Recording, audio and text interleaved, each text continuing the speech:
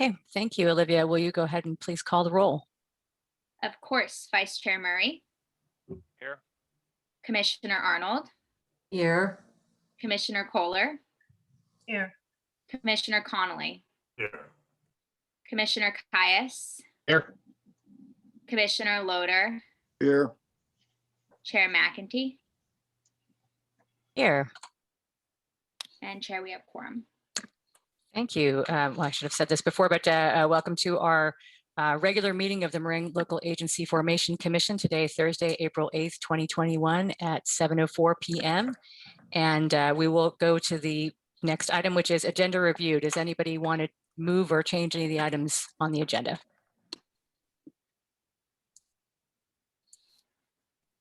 Seeing none, do I have a motion to approve the agenda?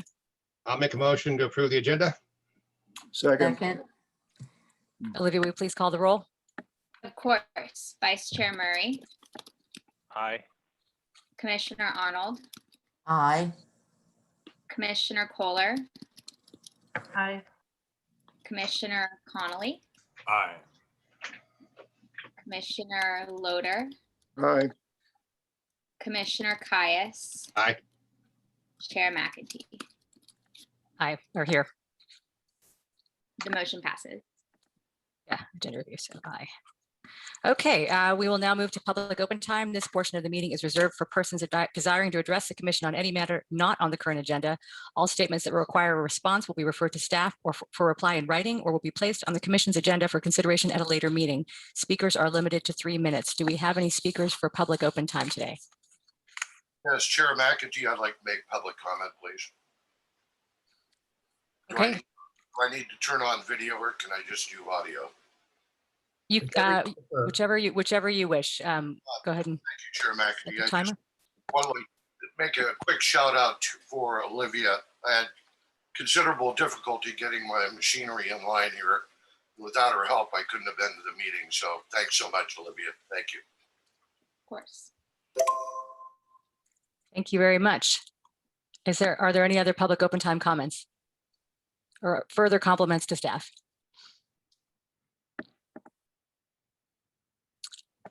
Olivia, are there any more comments? Raised and no emails received. Sorry. Thank you, Executive Officer Freed. Okay, so we will go ahead. Seeing no further comments, we will close public open time and move to the consent calendar. Would any member of the commission like to pull any item from consent? Seeing none, we'll open public comment for this item. Would any member of the public like to either pull an item or make a comment on any of the items on the consent calendar? We have no hands raised and no emails received. Okay, so then we'll go ahead and close public comment on this item and bring it back to the commission. Would anyone like to make a motion to approve the consent calendar? I'll move it. Second. Moved and seconded. Olivia, will you please call the roll? Vice Chair Murray. Aye. Commissioner Arnold. Aye. Commissioner Connolly. Aye. Commissioner Loader. Aye. Commissioner Caius.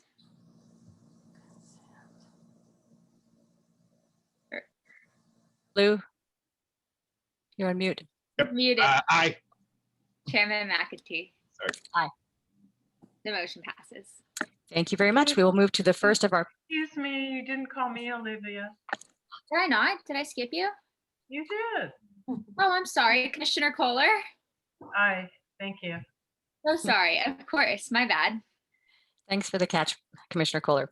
We will now move on to our first of our public hearing items. Item number 3, approval of resolution 21-04, annexation of 1499 Lucas Valley Road to Marin Municipal Water District. Jason, will you please give the staff report?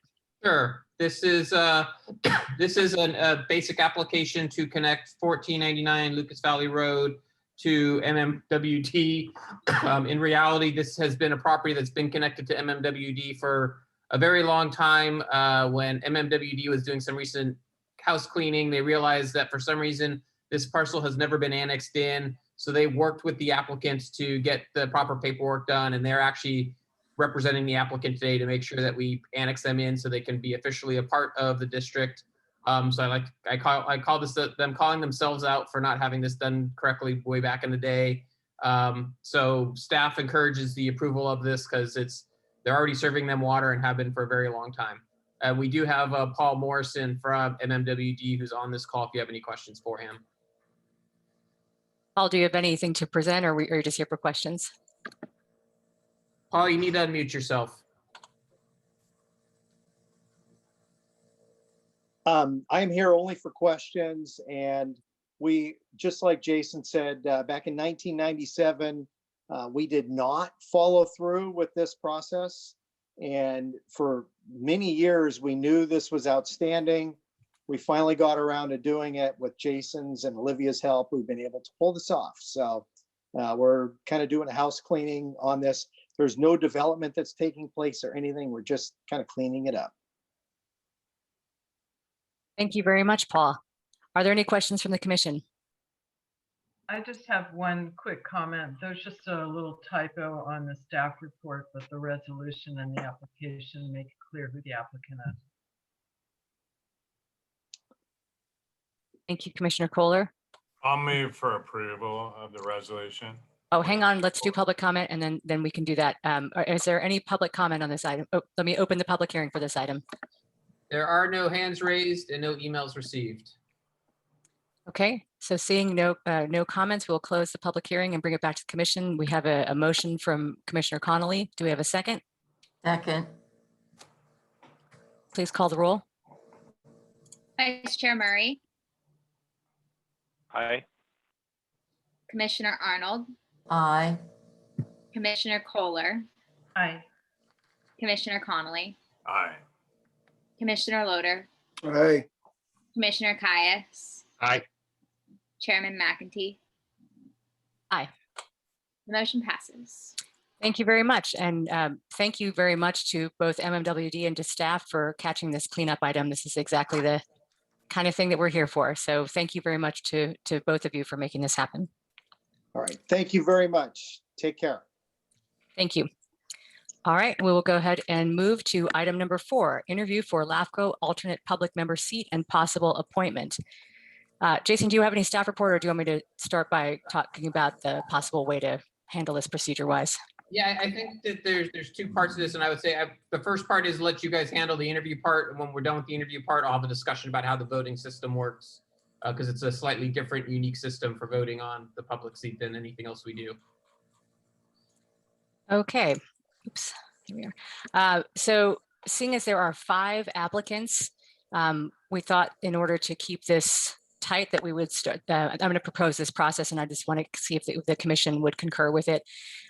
We could have each applicant give a 2-minute introduction, and then we could have a question by each of the LAFCO commission groups, like one from the city members, one from the county members, one from the special district members, asked of each of the candidates at 1 minute each.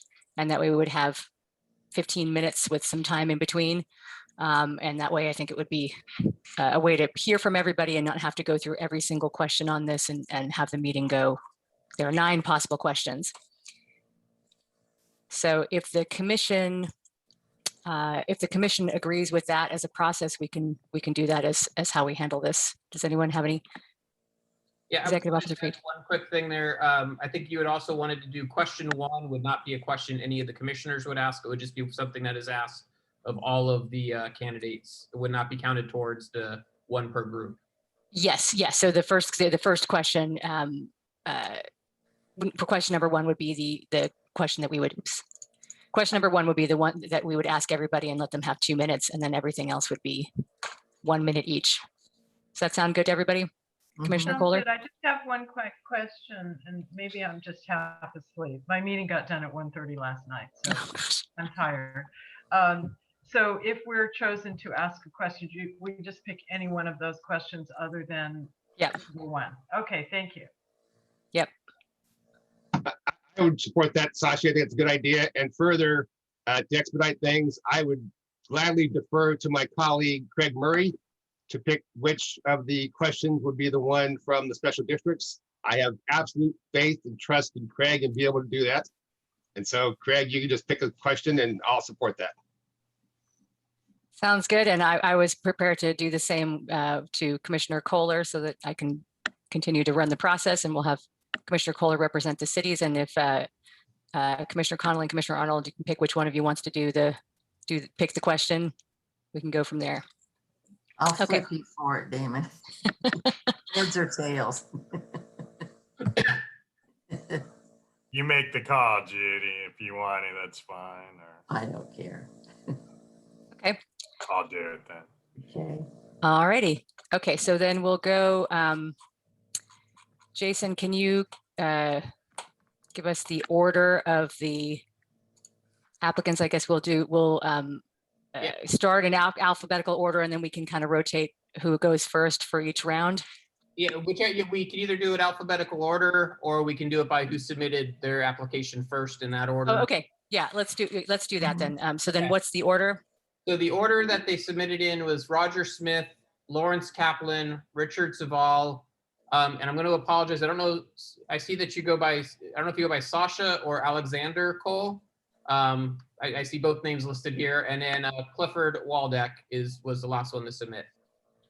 And yes, we will start in that order. And then each question, the person who went first will get put to the bottom of the list. And then I'll keep track of who's going in what order and call them out when it's their turn to speak. Okay, great. You will also notice for those that are answering questions, if you use gallery view on your computer, you'll see that there's a box that has Marin LAFCO logo in it. That box is going to turn into a timer when your turn is to start. So keep a very close eye on that box. You can see, thank you, Jaron, who's going to be running our timer, is showing us an example of that.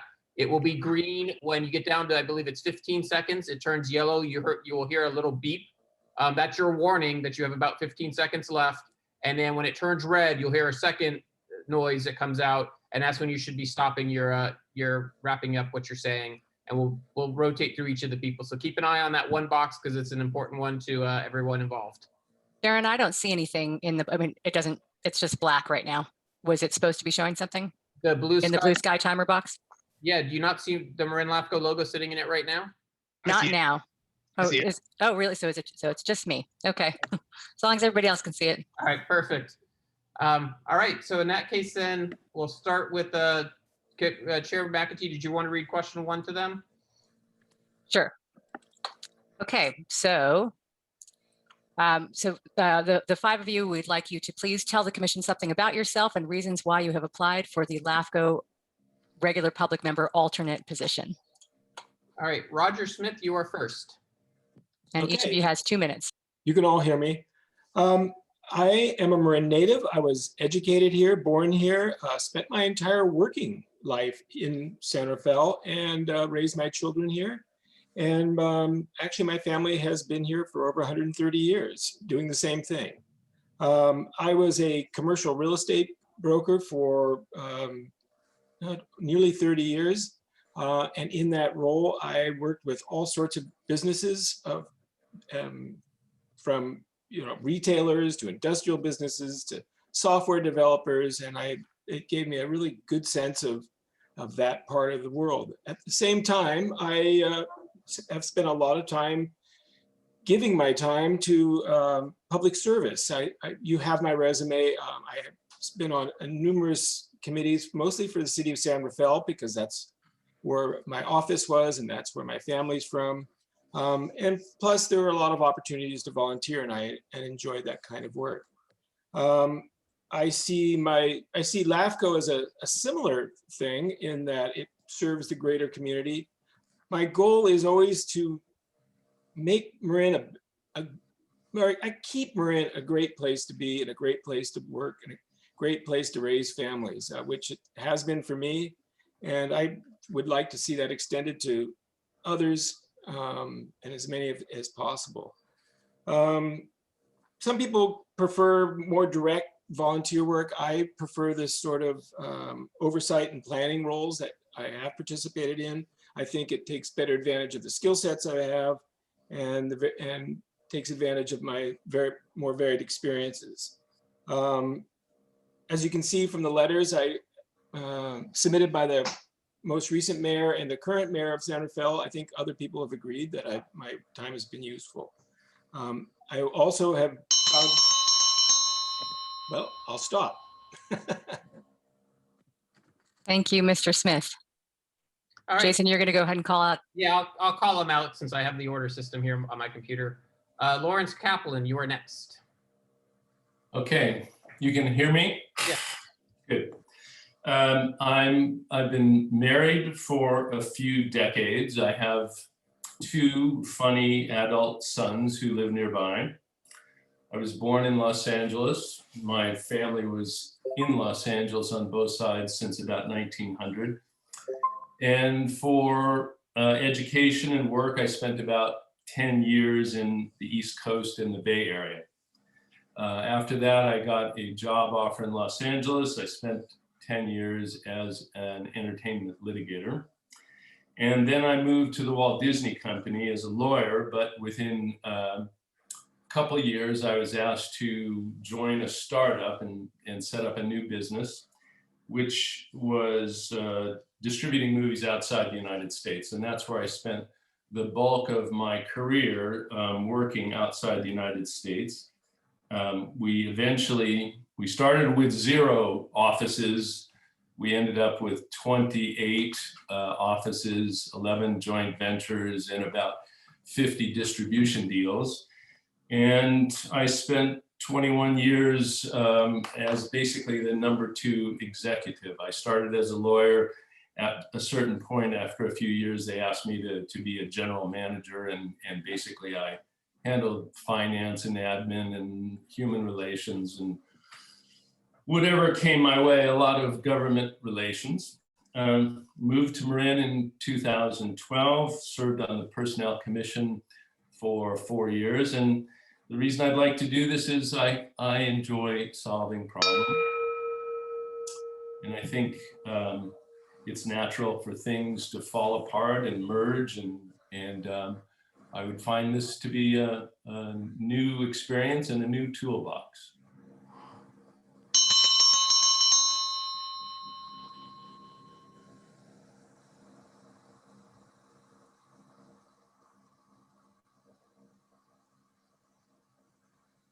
Okay. So. Jason, I think you're muted. Richard, go ahead and get started.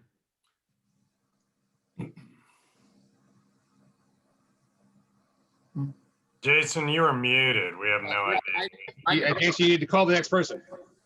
Richard Saval, you're next. Can you see me and hear me? Yes. Okay, go. I'm 67 years old. I was born in Marin County and lived there until 1980. I moved to LA and worked with Carroll Shelby's racing division. In 1983, I moved to Point Reyes, where, as I recall at that time, I met Commissioner Arnold, who was working for Gary Giacomini. I moved to Pengrove in 1984, where I had the honor and privilege to meet and work with Supervisor Helen Putnam, who you might recall. Helen inspired me. We worked on this Pengrove specific plan. She inspired me to continue in public service. And I'm back home after 37 years, now in Marin County again. All my work's been pro bono in the public interest. I'm not for hire. Never worked in the private sector, and I'm not seeking elected positions and never will. My working life career was with the FAA Technical and Inspection Division in private practice, and hold inspection authority for the administrator. I'm semi-retired, but we work now maintaining, a small fleet of World War II aircraft at the Shelbyville Airport in Sonoma. I'm collegial and have a collaborative approach to process, worked with multi-agencies in Sonoma County, and I've enjoyed working with Sonoma LAFCO. I find it intellectually challenging. I'd enjoy the opportunity to learn more and return, bring something to the commission, the benefit of my experience. Thank you. Thank you very much. Sasha Cole? Yeah, hi. Why am I doing this? I actually am fairly new to Marin County. I lived a few places in my life, New York City. I'm originally born in Southern California. Came up to the university at Berkeley in the 80s, the mid 80s, and realized that, of course, Northern California was my home. I pursued a career as an academic for a long time, studying sort of urban geography and economic geography, trying to trying to understand what makes communities and areas prosper and thrive and good to live in, but also inclusive. And I didn't know where I would live because as an academic, you don't get a lot of choice over where you live. You go where the job is. I gave that up about 10 years ago, maybe it's now 12, and moved back to the Bay Area. And I moved to Marin, first to West Marin and then to Mill Valley, Corte Madera. And I was able to buy a houseboat in 2015. So I'm sort of here for the rest of my life. And I guess this year I sort of woke up and realized this is my home and I want to participate, make it a better place. I feel like I have something to offer. I work for government right now. I work for the Public Utilities Commission. So whether you love them or hate them, I am now understanding a lot about how government works from the inside. I understand why it annoys people because I see that. And I also understand why it is organized the way it is. I also have that background in geography, and I think about things like government and territories and what makes them work and how the boundaries should be defined reasonably. I don't use that so much anymore, but when I saw this position, I thought, well, I've got the skill set and I've got the desire, and I got to stop letting other people do the hard work of government and step up and maybe do a little bit of my. Anyhow, this is my first foray. I figured this was a good chance to learn and contribute something. All right, thank you.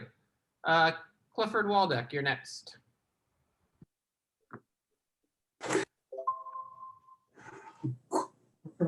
Greetings, commissioner, staff, and fellow applicants. My name is Clifford Waldeck. I'm delighted to be here with you. And thank you for your consideration of your appointment of me as your alternate to Mr. Loader. Good to see you again, Mr. Loader. I'm passionate about LAFCO. I served as an alternate for a short time while I was a city council member over 15 years ago. I recently applied for the public seat, and now I'm back applying for the alternate seat. Over the past few years, I have been active on the Bay Area Council, their housing, land use, transportation, water, and project approval committees.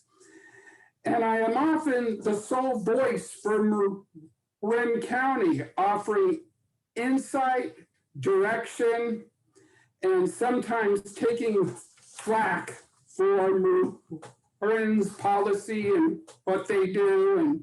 And I care deeply about the future of Marin, and I'll bring a reason and collaborative voice to LAFCO. I enjoy working on policy and planning issues. I'm passionate about diversity, equality, and inclusion throughout Marin County, especially in the planning process. My goal is to work closely with my fellow LAFCO members, stakeholders, as well as involved community members to foster a cohesive, inclusive planning process that honors and follows the letter and spirit of the law. Thank you. That's the end of question one, or round one of questions. We'll go to round two. Commissioner Kohler, do you want to do the city question? Sure. Do I start with the first person from the last time or alternate? Just, I'll go ahead and call them out. Just give which question you wanted to ask. Okay, I am going to ask question 3. What experience have you had in land use planning? All right, so for this one, Lawrence Kaplan, you are the first one to go. Lawrence, you need to unmute yourself. Oh, you're still muted. You're still muted. You need to There you unmute. go. Now? Now you're good. How much time? It's 1 minute for each of these questions now.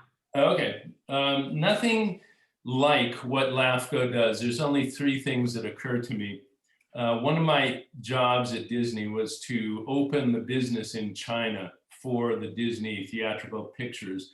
And I spent a lot of time involved in Shanghai Disneyland. So I was watching Chinese people and government officials plan how they wanted it to go and working with Disney to try to reconcile the two. Another thing in Marin was when I worked on this matter involving whether there ought to be cell phone antennas on top of a fire station roof, which I suppose is a form of land use planning. And the last thing is in Santa Cruz County, what I'm involved with now has to do with a rail versus a trail that might go for 35 miles from Watsonville to Davenport. So again, somewhat of a land use issue. All right, thank you. Richard Saval. Yes. I've got extensive land use experience working closely with the Sonoma County Comprehensive Planning and Environmental Divisions, and had a rather unusual assignment during the last general plan of trying to unify the counties, especially the traffic modeling, but groundwater and stormwater runoff policies, and unify those with the city of Cotati, Rohnert Park, and Petaluma simultaneously. And as Commissioner Arnold knows, county rural planning is a lot different than urban planning. And it was a challenge to get everyone on the same page, so we're not working at cross purposes, but I persuaded them and prevailed upon them. In the end, we managed to put everything together. So that's brief. If you have any other questions. All right, thank you very much. Sasha Cole, you are up next.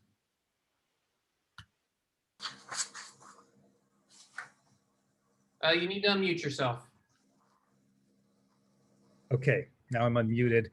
I don't think I'll need the full minute. As an academic, I've thought about it, worked on issues, and read about it. I have not actually worked on land use planning. As I said, I work for government, planning our energy system. This was sort of my foray to learn more about it, I figured. So there you have it. I'm here to pick this up, but I definitely understand the principles of land use planning and a lot of the issues of finding cohesive uses and externalities and figuring out what belongs inside and outside. So there you have it. Thank you very much. Okay, thank you. And then the final person will, or I'm sorry, not final, but Clifford Waldeck, you're next.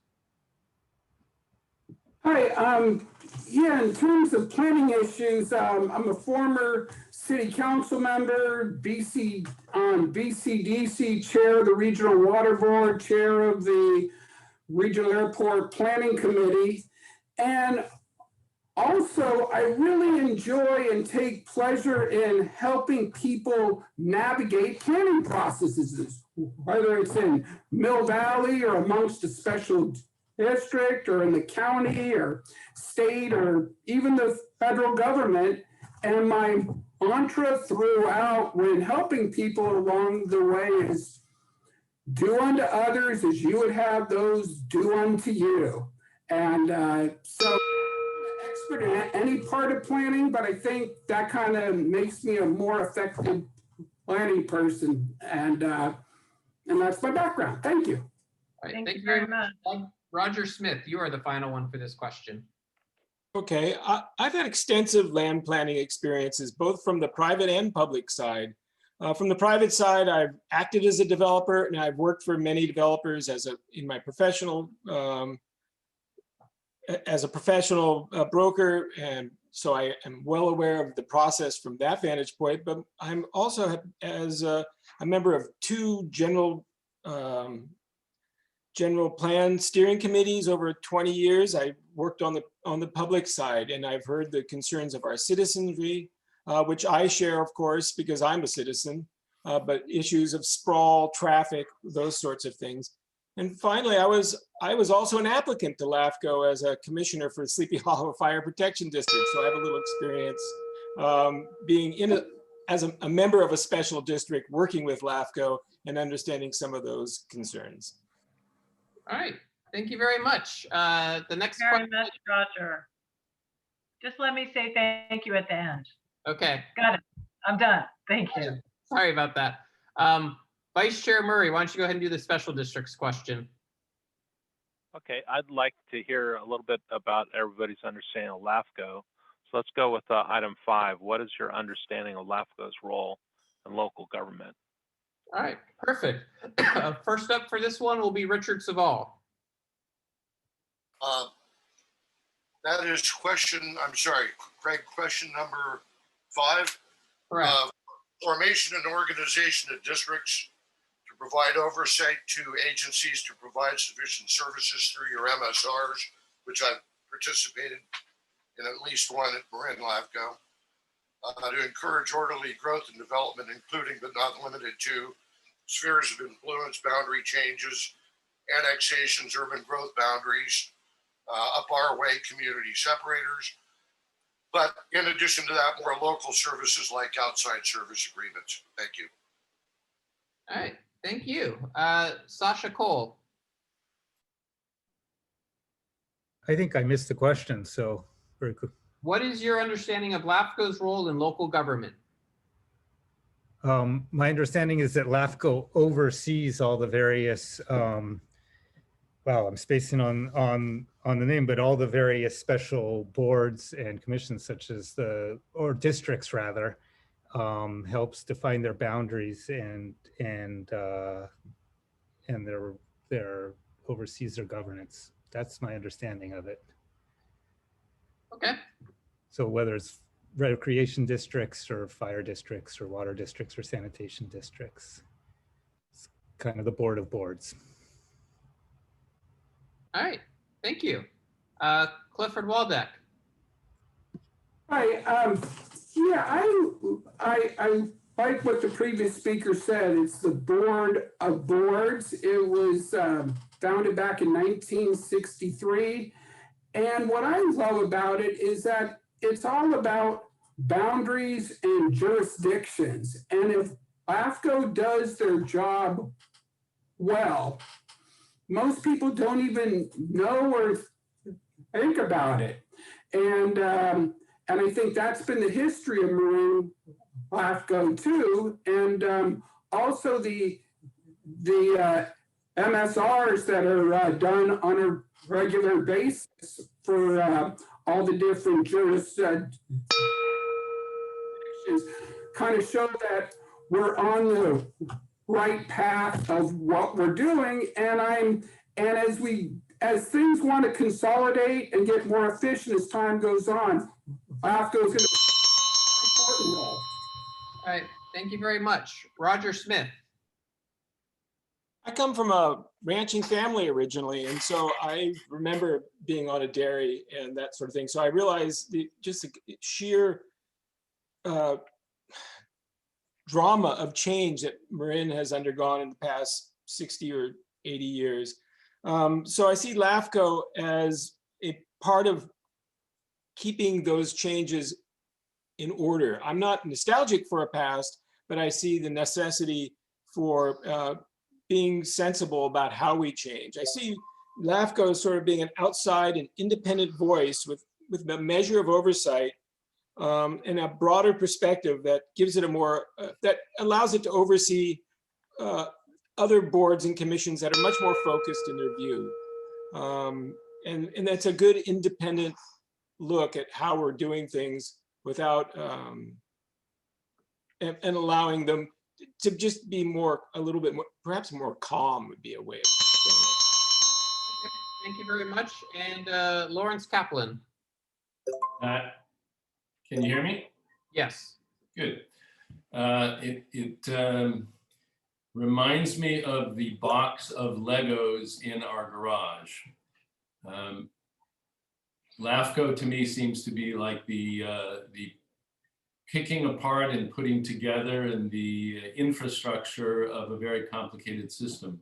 So whether it's a new town like Marin City might be, or a consolidation of fire and police, or anything that is about growth, change, and management. I think it's a really interesting way to look at the county as a whole. It's like looking from the bottom up. Okay, thank you. That is everyone for question number 3. So we now go to the county. I believe Commissioner Conley, that was you. Thank you. Welcome, everyone. So a little bit of a related question, but different. I'm going to go for number 6 for those with the list. What is your understanding of the public members function on LAFCO? Okay, thank you. The first person on this one is Sasha Cole. It's funny you asked that because I was going to ask that. I mean, I'm interested. I thought that the public's member was to represent the public at large. I assumed as much in the name. The specific function, I'm curious to find out. And I know you'd say, well, you're applying for a job and you don't know what it's about, but you know, my assumption was and it's the alternate public member, I understand. So my assumption was that the job was to kind of observe and do peripheral participation, where you're taking part and kind of understanding how these issues get discussed and be able to step in as the Yeah, so I'm speaking more of if you have to step in. Yeah, so conceptualize. Well, to represent the public as a board member. I mean, that's what my understanding was. Yeah. All right, thank you very much. Clifford Waldeck, you're next.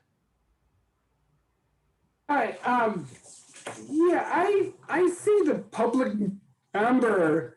It's a really important position because you're actually representing over 250,000 people, or whatever amount of people live in the county.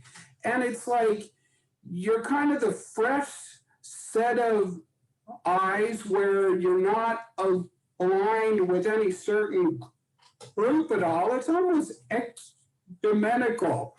And you kind of have a view from 10,000 feet, you know, of kind of seeing everything that goes on. And I think as a public member, you kind of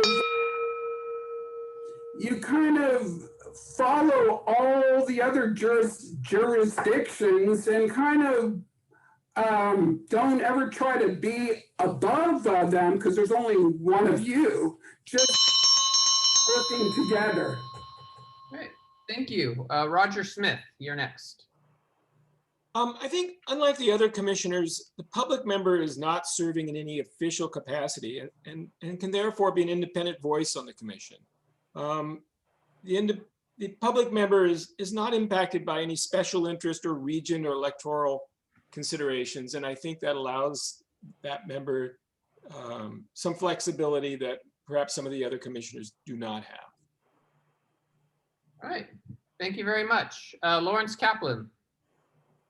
I don't think that the role is different from the others. It seems to me a matter of context. If you're creating a body and you've got supervisors, city council people, special district people, then what's left is the public. And so I think the role is the same. It's just a matter of how do you create a board of people that's most efficient, and in doing so you want to get different perspectives. And I think a public member that isn't in a role that is like a supervisor, a mayor, etc., brings a different perspective.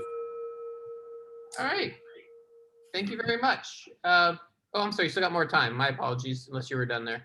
I was. Okay. Richard Saval, you are the last one to answer this question. Yes, may I ask for some clarification? There seems to be, in my mind, a little overlap between question 6 and question 9. I tried to do my homework, and that was one that stumped me a little bit. So what I'm going to try to do, it seems to me on question 6, the qualifier is the function, whereas in question 9 is the role. So I'm going to have a shorter answer for 6 and a more detailed technical answer for 9, with that being my understanding of the context. As a public representative, review and process applications and requests for service with the commission and staff. Thank you. Okay, thank you very much. That is all of the, based on the discussions you had at the start of this, that is all 3 groups asking their question. So we can now get to the deliberative part. And if you want, I can explain how the voting process works, because this is a very unique voting process for this one item. Yes, that would be great. And if we can have all the candidates go ahead and go on mute, and Jason, you can go take us through the procedure. Okay, so you'll still need to do public comment on this, although there have been no hands raised. We did receive 2 emails, both of which are in your packet, so I don't feel obligated to read them into the record. We've received no other emails since the packet went out. The voting process itself is, in order to get elected to the commission, you need to get a majority of the board, not including the public seat. The public seat, this is the one item the public seat never gets to vote on. So sorry, Commissioner Loader, you get to sit this one out. Thank you. But everyone else has a tough decision of who they want to see out of the 5 candidates. In order to get elected, though, not only do you have to have a majority of the board, you also have to have at least 1 vote from a city representative, at least 1 vote from the county representative, and at least 1 vote from your special district's representative. So in other words, Commissioner McEntee and Kohler, you are both the city, so the applicant needs to get at least 1 of your votes. Commissioner Murray and Commissioner Kayas, you're the special districts. They must get at least 1 of your votes. And of course, Commissioner Arnold and Commissioner Conley, they must get 1 of your votes. So you could have a 4-2 vote, but you might not have the right 4 people voting for you in order to get that seat. So you do nominations like you do with anything else. Someone at some point will raise a nomination. You will have the vote. We will tally it and make sure that both there's a majority of votes in favor, as well as the correct process of votes occurring at the same time. So after that, I'll leave it up to you to deliberate and have fun figuring out which of these fine candidates you want to select. Okay, well, we'll start with, are there any questions on that process or anything else that Jason presented from the commission before we go to public comment on this item? Okay, seeing none, we'll go to public comment. I see no hands raised, and there are, you have 2 emails received, but they're both in the packet. No emails other than that. Okay, we'll close public comment and bring it back to the commission for deliberation. And we want to kick off deliberations or make a nomination.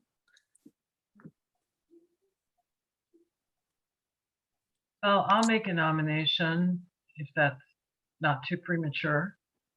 I'd like to nominate Richard Savelle. Okay, Commissioner Kais, did you have a comment? I saw you pop up there. I was going to make a nomination, but I'm deferring so far to Barbara. Okay. But I do want to say we had quite a wealth of candidates, and it's not an easy choice.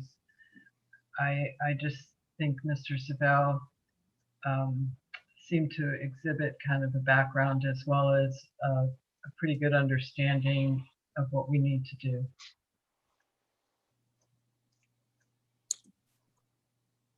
Commissioner Arnold, you're muted.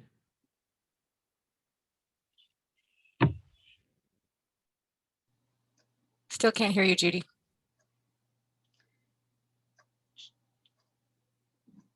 I agree with Barbara. Rich Savelle was my first choice. Okay, so there are 2 opinions for Rich Savelle. Does anyone else want to proffer any other nominations? Commissioner Kayas? Well, they're all good candidates. They all have strengths and weaknesses, I think, and are all just strengths. But I think the strongest of them would be Roger Smith, and so I put forward Roger as the candidate.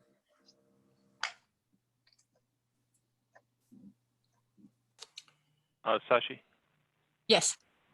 So I Vice Chair agree with Lou. Roger Smith certainly has the strongest planning background and Santa Fe experience.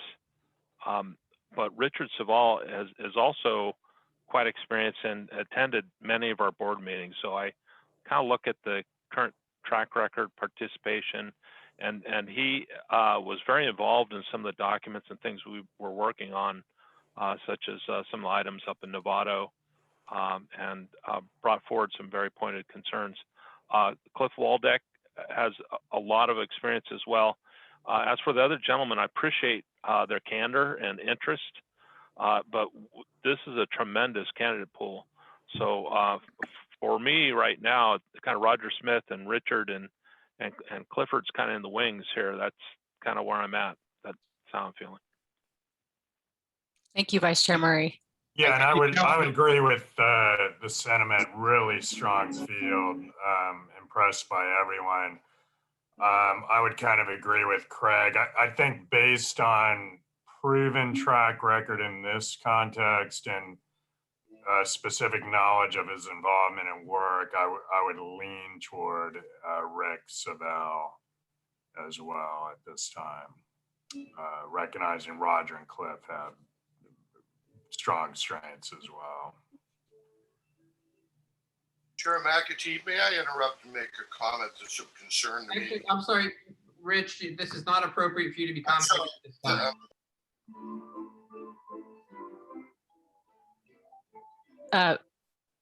Does anyone else have any nominations or want to share their thoughts? I guess who hasn't spoken yet? Commissioner Campbell, I don't know if you want to pipe up as the alternate city member. Thanks for the opportunity. I would just agree that it's a very deep bench that you have here. And I always appreciate people who haven't had the experience stepping forward. But it's always good to see the people who step forward all the time as well. And I think you have a hard decision tonight. Thank you, Commissioner Campbell. I want to recognize Clifford Waldeck for applying for a second time, which really shows his interest and persistence, and echo what some of the other commissioners have said about his experience. And he's the one that I know best as a former Mill Valley Council member. But I agree that we have an extremely strong field, and I was just delighted to see that we had 5 applicants for this spot, which is, it's a great position to be in for us to be able to choose from such great candidates. Okay, so we've got a couple of so Jason, where are we now on? Do we need to do a formal motion to nominate? We had a couple of those. Yeah, you had a couple of folks being mentioned there. I think the best way to do it, and I think the way we did it 2 years ago, was one person was nominated. We had a vote. If that person got enough votes, they won. If they didn't, then someone else would get nominated, and we would try and do the votes. And I know we had several rounds last time, so I don't know if we'll get it on the first round this time or if it'll take several rounds to do it. You could also, I will yield to Mala if she agrees or disagrees with this one. You could also ask each commissioner who they want to vote for as their first choice, and just see if someone happens to get the needed votes out of just saying who you wanted to vote for. But I'll yield to Mala if that's an acceptable way or not. You could do that, and then if there was enough votes for that person, someone could make a motion to appoint that person. Okay. Well, okay. It sounds to me like we have a preponderance of people going in a direction. So we had Commissioner Kohler nominating Rich Savell, and we had Commissioner Arnold seconding that. I would just say, why don't we just take a vote on that nomination, and then we'll see how we do. Okay. Olivia, do you want to read roll call? Of course. Vice Chair Murray. Aye. You need to, I'm sorry, yes, we're voting on one candidate. I'm sorry, my apologies. Go on. So a procedural question then for Mala or for Jason. If the person you're asking about now, which is Rich Savell, is not my number one choice, do I propose now my number one choice, or do I? We're just voting on the motion. It's a yes or no on this one. Okay. Commissioner Arnold. Yes. Commissioner Kohler. Yes. Commissioner Connolly. Aye. Commissioner Loader. Can he vote? No. No, he doesn't get a vote. Commissioner Caius. No. Chairman McEntee. No. I don't Based know. on the vote, it is 5 to Or, I'm sorry, 4-2 with one of each category voting in the affirmative. So he is affirmed as the candidate that wins. Well, congratulations, Rich. And can you tell us how to pronounce your name properly? I think we've had Saval and Savel. Savell. Savel. Okay, congratulations. You are our new alternate. So he'd be seated at the next meeting. Is that correct, Jason? Yes, he will take over technically the first Monday in May is when he can get sworn in, is when he officially takes over for Chris Skelton. I just saw in the chat, Clifford Waldeck saying congratulations to Rich. Very gracious. And thank you very much to Sasha and Roger and Lawrence for applying. Yes. Please, keep us in mind for the future. There will be future opportunities. And we really appreciate your interest and your strong backgrounds, all of you. Thank you. Second that, yeah. All right. Can I just ask one question? Was it clear from the staff report, is this a 2-year term or a 4-year term? I was confused from the staff report. This is a 2-year term. Normally these terms are 4 years, but after we did, Commissioner Loader got nominated, there was a discussion at the time about wanting to change it and have both the alternate and the regular seat done at in the same year. So the commission determined that we would shorten this seat to 2 years so we can sync it with Larry's seat, and then after that, it'll go back to a 4-year term again, based on our policy handbook. Thank you. Okay. Good. Good. Well, that was quick. All right. So then we will move on to item number 5 of our public hearing items. Approval of final draft Novato area supplemental MSR for Novato area flood zone 1. Jason, will you please give the staff report? Actually, I'm going to yield over to the writer of the report, Olivia, to do the presentation. I'm going to share the comment matrix just so I can give like a high level overview of the changes that were made between the public draft and the final draft. But give me 1 second to pull that up. Here we are. This should be it right here. Share. Can everyone see that? Yes. Yeah, so we received public comment from a couple of the advisory board members and then a couple of the commissioners.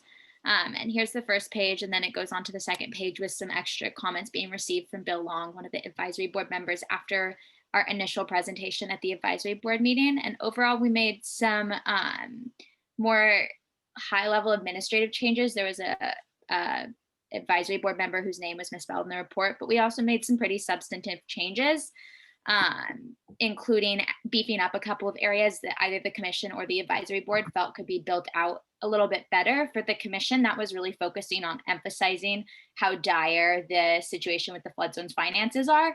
And then for the flood zone board, they wanted us to dig a little deeper into the cross-agency relations that happen in the area and kind of make it more clear the distinguished responsibilities between those different entities and also pathways for deeper communication, deeper cooperation. So those were the biggest changes that were made. And we have a final draft in your packet today that we are hoping to get approved. But you also are welcome to continue it to another meeting, or we can approve it tonight. And the staff recommends approving tonight. So if there are any questions, feel free to ask them now. Commissioner Kohler? Yeah, I had provided a comment. First of all, thank you for making all the changes, some of which were mine. I provided a comment to staff, I think yesterday, regarding a statement on page 26 that talks about the Novato watershed program costing $31 million in flood zone 1, hoping to fund 2/3 of it, and which was quite a lot of money, and given their financial situation, it seemed a little confusing. So I know graciously staff have crafted some new language that I think works well for flood zone 1, but also just talks about what the plan is to deal with that. So I want to thank them for that, and this may not be the right time to show the language, but I just want to mention that and thank Olivia and Jason for working on that. I actually have that language to show to the commission, and as long as it's okay with Jason, I think right now. Go ahead and show it now. That was Okay, perfect. so this text has been approved with flood zone staff. It's been clarified with them, and we wanted to add it in for clarification. This is just the paragraph that was cut out of the report. It'll be pasted back into the report in its relevant spot. But as you can see, the track changes. We just added some clarification of what funding the $31 million meant. It didn't mean that the parcel measure would fund it in a single year. They plan to fund it over the course of the next 18 years, and also helped that the ballot measure would raise the money necessary not only for general funding, but also to make them more aggressive in terms of being able to match grants and qualify for grants. So we added in that language to clarify that it wasn't a single year that $31 million would be helping to fund the Nevada watershed program, but rather a over time funding source. Could you read it, please, Olivia, because it's very. Oh yeah, I can also make it bigger. Oh, there you go. Thank you. The capital projects proposed by the Nevada watershed program are expected to cost around $31 million, 2017 cost estimates. Although the Nevada watershed program is well positioned to aggressively pursue grant funds for project implementation, grants usually have to be matched. Flood Zone 1 hoped to fund 2/3 of this project over the course of the next 18 years using money from this 2017 special parcel tax. This ballot measure would have helped raise the money necessary for general funding, as well as the money needed to match possible grant funding. Since this parcel tax failed to pass, how the watershed program will be funded is less clear. I could make a, if it's all right, I can make some information on this. This watershed program, as you know, Nevada was the second worst flooding in the county, only next to Ross Valley. And I was helping with this. We were going for to the sales tax because it was so low and nothing had been done for so long. Dietz Stroh, as you probably remember Dietz Stroh, he was on the board, and he took it upon himself to help get this whole campaign ready to go to the voters. And tragically, in the middle of this, he died. And there really was just no one to step in. I was in my election then. So right now we have in the county great staff that are willing to look and take this on. And I think within for sure the next year, we will go out for a tax measure. And so that's something that maybe you didn't know, but I think that might help understand why they're so eager to do this. I think there was something, Judy, the last time they made some language changes to kind of capture that. I think you mentioned some of that last time. Right. So when the changes that they made, I think really, my feeling is really covered the unfortunate nature of that, but that the staff are looking at moving this forward again. Yeah, and I don't think we should mention the last one. We just go out new. Okay, we're getting into deliberative comments here. Let me get to Vice Chair Murray, who's had his hand up, and then we can do public comment and come back to the deliberations. Thanks, Olivia. Hey, I just want to make sure a couple things. One, last time we reviewed this, there was kind of a mystery parcel. And I understand from district staff that they've worked with you and identified that it is part of this flood zone, even though it's within the Las Colinas district, i.e. San Rafael area. So I just want to confirm that. Second item is in terms of working with different agencies. So we had Federal Fish and Wildlife come in and create a gap in the SF Bay Trail right along this same boundary. And just want to make sure that's kind of captured, or we could work on that. I think there's a lot of room for improvement to getting that connected and having our locals kind of work with federal folks to get that corrected. There's some issues that are perhaps not directly flood zone related, but could be captured within this document. Certainly the parcel thing, I believe, and perhaps you could confirm that that's been corrected. Commissioner Murray, the parcel is not in the district. It is in the city. It was added later on, and it's not something that really flood zone staff felt was needed to be in there because there's not really any work that they would need to do out on that parcel. So there's no need to make any corrections on that. It was just something that was noted. You know, we are now aware that this exists, but it's also not a parcel that needs flood zone protection. It doesn't add anything to the district. It's not like it's a parcel that has a house on it that could pay money. It's a government parcel, so it's a zero parcel tax. There's really no need to worry from the district's perspective, and I agree with them. Any need to worry about that one parcel, that area not being included in the zone.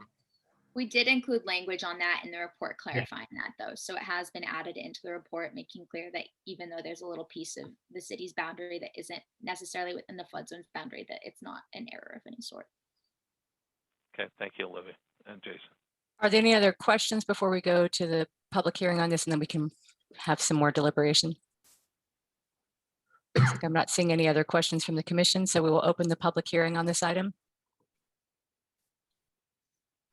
There are no hands raised other than Vice Chair Murray, who I'm assuming was meaning to lower his hand. And there were no emails received. Okay, so seeing no comments, we'll close the public hearing on this item and bring it back to the commission. And I know Commissioner Kohler and Commissioner Arnold had some deliberative comments before we move approval. Did Judy or Barbara, did you have anything further No. to add? No, I apologize for doing deliberation at the wrong time. Oh, no worries. I just wanted to make sure that if there was something more that we didn't miss it. No. Okay, good. I'm happy to move this. Okay. Is there a second? Good job, Olivia. I'll second.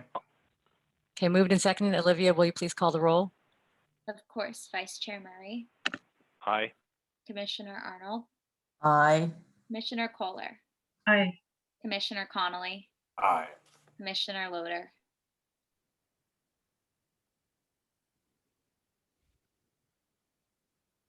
You're muted, Larry, but I think you said aye.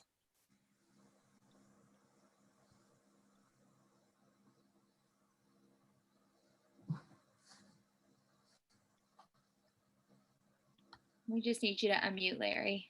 Aye. Thank you. And then Commissioner Sorry. Kine, Aye. Chairman McEntee. Aye. The motion passes. Thank you very much. Great work, Olivia. It's really great to see you developing in your junior analyst side of your role. Yep. Good job, Olivia. If before we move on, I also want to add that Olivia did great work, but I want to let our county commissioners or county supervisors know that the flood zone staff on this was extremely helpful. They did an amazingly great work, especially Barbara came to us yesterday with a question on something. Within like an hour, they had an answer back to us. We were able to research it I think we had sent them something at the end of the day. By the next morning, they had replied back with the draft text and everything. They really did extraordinary work. I know they got a lot of other things on their plate, but they were really helpful in making this turnaround happen so quickly. Thank you. That's good to know. So that's all my comments on that.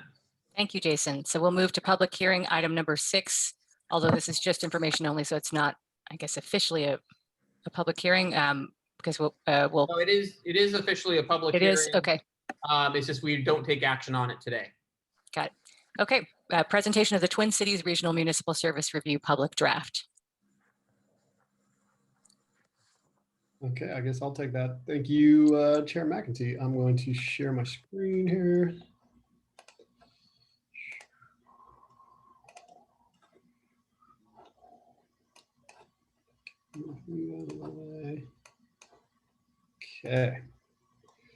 Okay. So before the commission this evening is the public draft of the Twin Cities Municipal Service Review. Even though this study was relatively small as far as the number of agencies encompassed, it actually ended up offering some pretty intriguing treasure hunts on the research side of the process that offered the opportunity for both myself and the agency staffs involved to learn a few new things about these agencies. In particular, the multiple layers to CSA 17 ended up leading into a dive into the history of the creation of the CSA law back in 2009 and how that impacted the addition of more services to an existing CSA that was created for Parks and Rec and then added police services later on. I had the pleasure of working through that with the recently appointed City of Mill Valley Police Chief, Rick Navarro, while he was still a captain for the county. So we both got to expand our knowledge about that service a little bit. He was incredibly helpful throughout that process. As always, a huge thank you to all the agency staff members that took time to engage with me and be responsive on this study. With that said, I'm going to go ahead and jump right in here and kind of glance over these first couple of slides as each of you have been through this process before. Our study outcomes here, same as previously, guiding subsequent sphere of influence updates, informing future boundary changes, and initiating government reorgs. The map here, there were 6 total agencies encompassed in this study: the town of Corte Madera, the city of Larkspur, Central Marin Fire Department, the Central Marin Police Authority, County Service Area 16, and County Service Area 17. My apologies if the map is a bit difficult to decipher, but most of these layers literally lay right on top of each other. Here is a quick overview of the services provided by these agencies. And then the determinations that we will get into that will require additional efforts by either Marin LAFCO staff, the agency staff, or both include the following. As was the determination and recommendation by staff in the Upper Ross Valley MSR, this study concurs that the Central Marin Fire Department and Kentfield Fire Protection District should be included in the initial discussions of a working group made up of themselves and the agencies comprising the Ross Valley Fire Department to explore the possibility of creating one single fire district throughout the Ross Valley. Next up, the city of Larkspur has 2 unincorporated islands that city of Larkspur staff members with support from Marin LAFCO staff should reach out to and engage with in order to gauge the interest of incorporation. One of those islands makes up roughly half of CSA 16, with the other half lying within the city of Larkspur's boundaries. In the event that an agreement for annexation of the island is reached, Marin LAFCO recommends that CSA be dissolved and the services being provided by the CSA become the responsibility of the city of Larkspur. Should the district and the city agree to dissolving of the CSA and the duties being transferred to the city, measures should be included to ensure that all current and future funds are properly transferred to the city and that the city has measures in place to ensure all current and future funds designated for CSA 16's purposes are only appropriated for those services moving forward. Additionally, the current advisory board for CSA 16 should remain in place as an advisory board to the city for the services being provided. The next one is something that has been around since 2005 and has been supported by this agency since 2007 when Peter Banning made the recommendation in the Ross Valley MSR, and again in 2017 when Keene Simons reiterated it in the Central Marin Wastewater MSR, and that is for the exploration into a realistic pathway to the consolidation of the sanitation agencies in the Ross Valley watershed into a single district.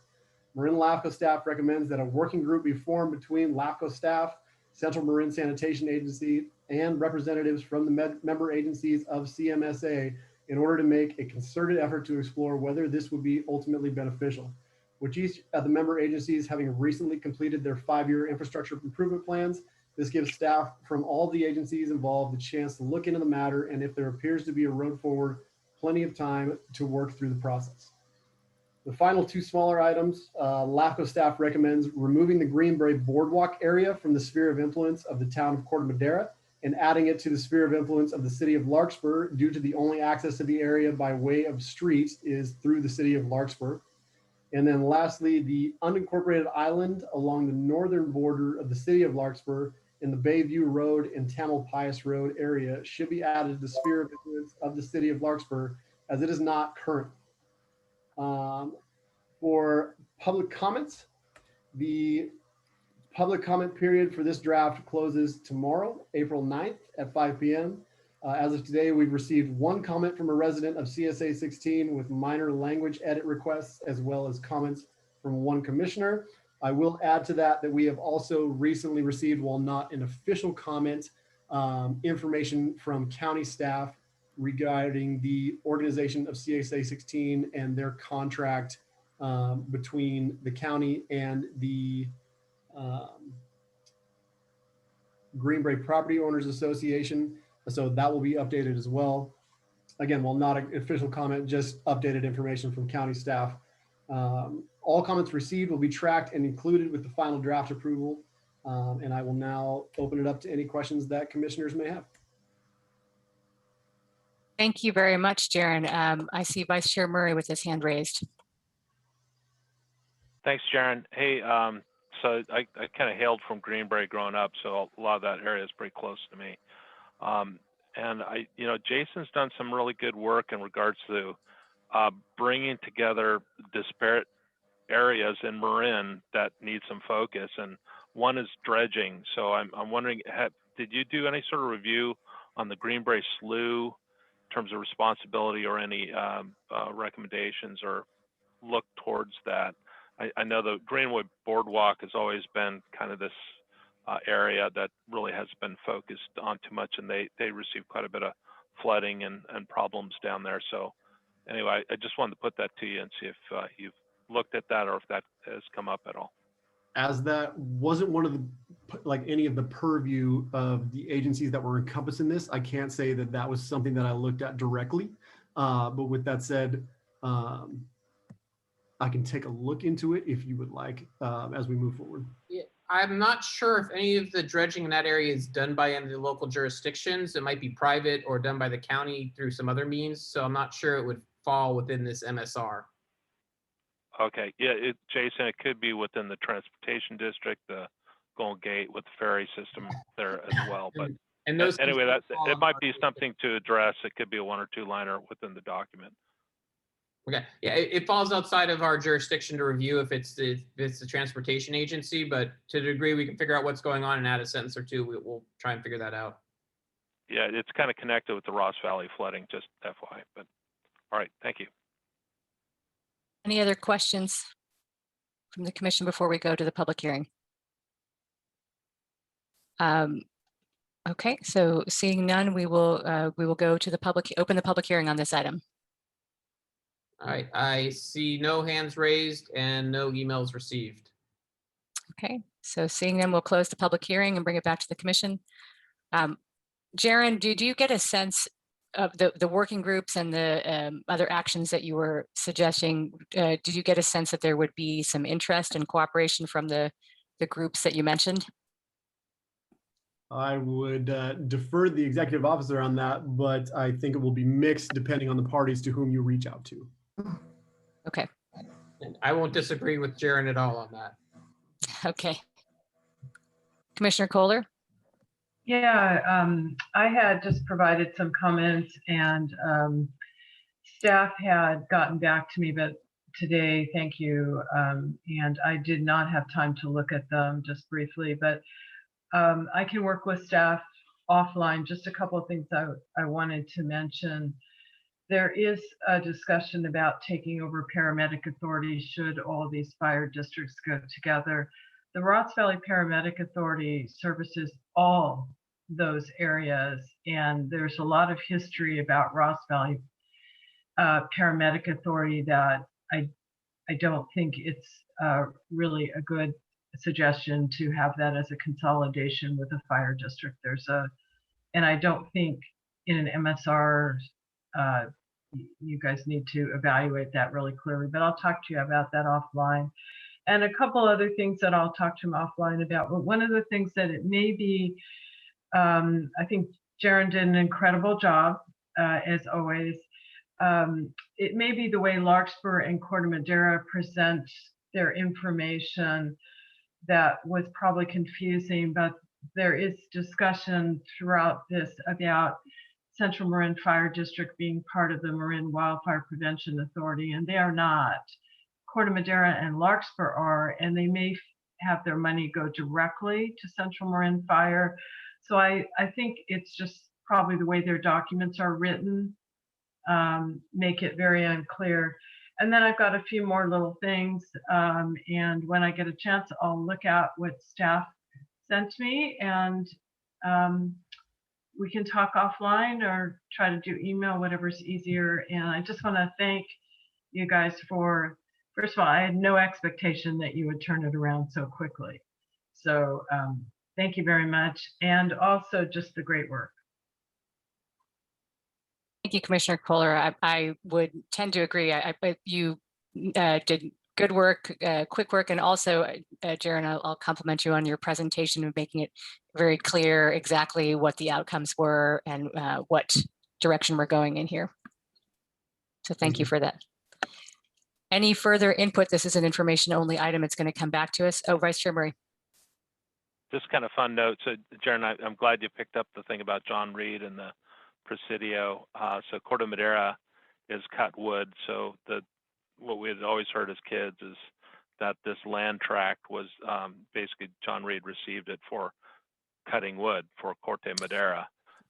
So that it's always great to see kind of the history of Marin and bringing people up to speed. A lot of folks are so close to what's immediately in front of them, but aren't looking back to what kind of really established the area and the boundaries and the purpose. So if you could incorporate the cut wood part, that might be interesting. And I assume you probably connect in with the Marin History Museum on some of the facts and details. So again, I concur with the others. Great report. Thanks for your efforts. Appreciate it. I'll take a look into that. Just one small thing, Jaren, I know that there's been some talk of Corte Madera and Larkspur doing shared recreation services. They share so many services. I'm not sure if they've gone far enough down the road for that to be included in the MSR, but just wanted to note that. Yeah, because that wasn't officially kind of dubbed yet, that hasn't been added. But yeah, I mean, it does appear that that's going to be something that's coming down the pipe soon. Yeah, and it's interesting just to note, I mean, I think that nearly every municipal service could be shared short of land use planning. But Corte Madera and Larkspur have certainly gone further than any of the other cities in finding efficiencies that way. Yeah, absolutely. They're doing a great job. Okay, good. So if there's nothing else, we'll go ahead and move on to the next item. Actually, Madam Chair, you need to make a motion to continue this item to the next meeting so we don't have to notice it again. Okay. Would anyone like to make that motion? I'll move it to continue the next meeting. I'll second. Moved and seconded. Olivia, please call the roll. Vice Chair Murray, Aye. Commissioner Arnold, Aye. Commissioner Kohler, Aye. Commissioner Connolly, Aye. Commissioner Loader, Aye. Commissioner Caius, Aye. Chairman McEntee. Aye. The motion passes. Thank you very much. Thanks for the reminder, Jason. So now we will move on to item 7, public hearing item number 7, adoption of the proposed operating draft budget for fiscal year 21-22. I assume Jason will go first and then we'll hear from our budget chair. Actually, I always yield to the budget chair to go first, and then I'll follow up with my report. Okay, well, we had a good subcommittee meeting, myself and Barbara and Craig, and we went through, the items that were proposed by Jason. We gave consideration to some of the items that we discussed at last year's budget to hold increases and to also, not inappropriately continue the trend of having the budget reduced, because that was something that we discussed last year. And so the budget that's being presented tonight reflects those changes, and it also reflects the unanimous consideration of the 3 people on the subcommittee to support this and move it forward. So other than that, Jason, you can Sure. get the budget. Sure, I will do a screen share here so we can look at this together. And so is that big enough on your screens to see? Do I need to make it larger? I think it's okay. Okay, perfect. I can see it. Yeah. So in front of you is the proposed budget as approved by the budget committee. As the chair mentioned, our goal was to keep our agency contributions to, not to go above the 1920 year budget, and to do our best to do this. This is also the first year, as you'll note from the staff report, that we are in what I call the final stage of our transition of how our budget works. In the past, we always took whatever money was left over and it kind of just sat there, wasn't really given a purpose. So one of my goals was this year is to use all the money that is unspent from this year and move it to next year's budget to help pay off part of its budget, because we will have money left over. This year will be a little bit larger than your average year because of COVID. We never went to a conference, and the likelihood of us going to a conference between now and June 30th is extremely unlikely. We had no travel for the same reason. And several of the other items as well, just have, we don't fully spend every item out. The only one that really ever gets spent out fully is the office lease one. And that's because we know exactly what we're paying because we have a long-term contract for our current office lease. So what you have in front of you is I kind of want to go through a couple of small exercises. First off, these are what I always call the high water mark. We will generally go, if anything should go down on these, not up. Our salary line item is what I think would be the highest amount we would ever pay. I don't think we'll actually get to 319. So after we have today's meeting and I have my review and myself and the negotiating committee come up with what my salary will be for next year, I've had a chance to review staff, determine who gets step increases. We also hopefully by our June meeting will know what the county is doing with its labor union negotiations. They have negotiated most of their labor union agreements. The one that they're missing, unfortunately, is the one that we normally tie ourselves to with how we do COLA or one-time increases in the system. So that number should come down a little bit, and pension would also then follow. Pension did go up a bit. That's probably one of the higher increases that you'll see in there. And that's probably because MSERA is going from, I think it's 12.75 to 14.02. So this reflects that increase. And we just actually got the letter today from them officially confirming that that's what they did. So those two numbers are there. One number that I know for sure, or I'm 99% sure, but we left it as is this membership dues line. Marin MAP Executive Committee has made a decision that they're going to ask for what they're calling a one-year rate holiday, where they're not going to charge anyone for Marin MAP services. They have enough money in their account to pay for next year. They know a lot of agencies are still struggling a little bit because of COVID. And so they're either going to, I guess, delay some stuff that they're doing, or just they don't need the money to make next year work. MGSA is actually the one that does the official approval for that budget. They don't meet until May. So once they meet, and if MGSA agrees that they're going to do the rate thing, the membership and dues line item will actually get dropped. Last year they actually did. We normally pay $10,000 for it. Last year they only charged us $7,000. They kind of did a discount because of COVID as well. They did a discount, which is why you see it go back up to 16, because that's actually what it should be for that line item. So that is where that one is. I also today, and I'm getting confirmation that I'm reading the stuff correct, our general insurance policies for next year came in, and we should actually see potentially not an increase, but actually a decrease. So that line item will likely go down between now and the June meeting. But one of the things that does membership and dues, is Cal LAFCO in there as well? Cal LAFCO is in membership and dues, correct. Okay. There's Cal LAFCO's in there. Our CSDA membership is in there. We use CSDA. That's how we get our insurance plans. And we also get discounts on other things that we do as well. So that some ways it pays for itself that we have that. But those are the biggest item for membership and dues, though, is the Marin MAP membership. That's by far our largest contribution. The rest of them will fit into the budget otherwise.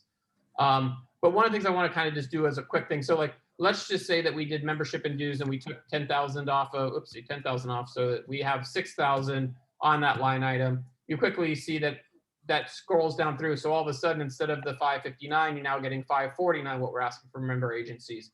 Reality is this carry forward number is a very low number. This is what we've already received in applications for this year, as well as our interest that we get from the county account. We just received another application in that you'll hear about later. So this number I know will go up. When we go in and add in, my high level math says we should come back out of this year spending about 30 to 40,000 less than what we did last year. So if all of a sudden we do that and you add, let's be conservative and add another 40,000 or 30,000 onto that 11,000, you all of a sudden see that we're only going to be asking for our member agencies for 519 come the June meeting, assuming that 30,000 number holds true for the rest of the year. So we will actually be giving a discount off of the 555 number that we used from 1920. So we're actually going to be, our agencies are going to be, I think, happy that they're going to see less when we actually get to the final budget. We are fully funded in our general reserve fund. We are fully funded in our consultant fund. And the goal with the technology replacement fund is every year, whatever we don't spend from the technology and replacement gets moved into this fund. We, as you will see later in the meeting, we have spent some money this year on our technology replacement. We got Jaron a new computer. I haven't seen the bill yet, but we just got a new computer for our bookkeeping, QuickBooks stuff. We were using an old Mac.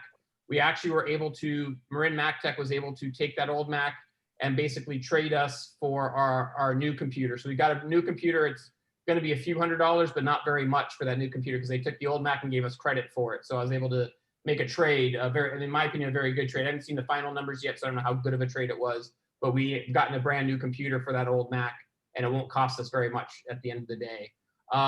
So that is the high level parts of the budget discussion. There was one part that came out of the committee that the committee wanted us to have a discussion about at the full commission, and that is how we deal with COLA or one-time increases. The county this year is at the end of its union contracts, so they're negotiating new contracts. They're not looking at doing COLA increases.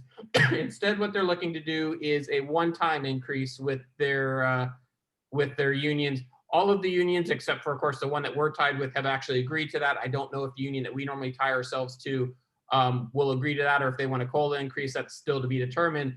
The question comes into play, though, is how closely does LAFCO want to follow that policy?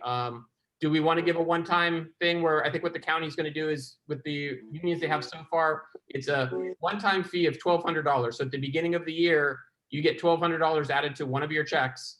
And then after that, you get the exact same salary you get this year, unless you have a step increase. Step increases will increase what they get, but all things considered will be the same. So the question comes is, if the county goes down that path with the last union that we kind of tie ourselves to, do we want to continue to do it? There's part of me that says it's good for us to tie to the county and it gives us an easy way to go.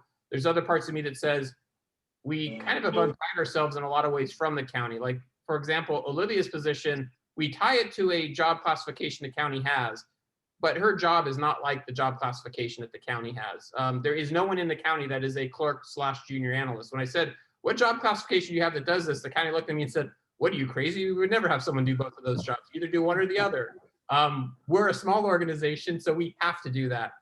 Jaron, potentially, through staff reviews, we might do something different with his position come next year and make some modifications to it. Once again, not sure we're exactly going to have the same tie to the county that we have to ourselves, to our jobs anymore. And so the question comes is, how closely do we want to continue to tie ourselves to that stuff? It's, I think, a good benchmark to use, but should we really be as tied to that? And do we just decide we're going to do a COLA increase rather than the one, like take the $1,200, let's just say we decided the COLA increase was going to be $1,200 divided by 12, and that's, or by 26, and that's how much we're going to put into every paycheck. Or do we do one upfront payment? And so that was kind of the one discussion item that I believe was left over from the budget committee that they wanted to present here for you all to discuss, because they felt there was a much bigger picture discussion that should be had at the full commission rather than at the committee. Okay. Commissioner Caius, did you want to add anything to that part of the discussion? You're on mute, Commissioner Caius.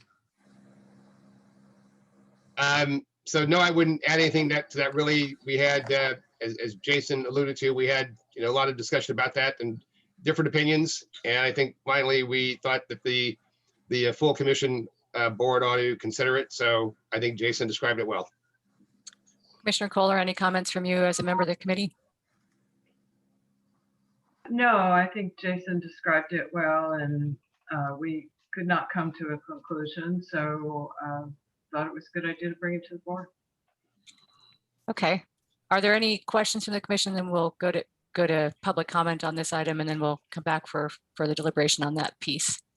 I And have a anything else? question. Go ahead, Judy. Did I come to one of the budget meetings with Lou and Barbara? Was this? Yeah. Right. Okay, so I was on the committee too. That's right. Sorry. Yeah. Okay. So we'll open the public hearing on this. It's a public hearing, right? Yeah, we'll open the public hearing on this item. There are no hands raised and no emails received.